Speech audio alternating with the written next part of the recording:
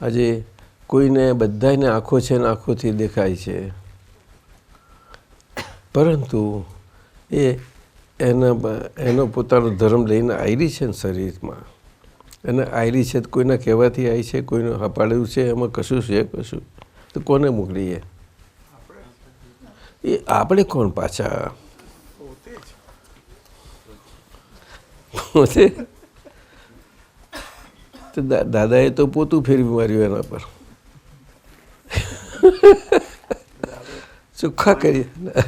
પણ હવે શીખવાડ્યું કર્યું કે હવે તો તમે આ પોતે નહીં રહ્યા પણ તમે આ રહ્યા છો. એટલે પોતે પોતાને તો પણ એને પોતાને પોતે ના ઓળખે તો કોણ ઓળખશે બીજું? વિદ્યા ઓળખશે? જુઓ ને ઉમાબેન કેવું કરે છે,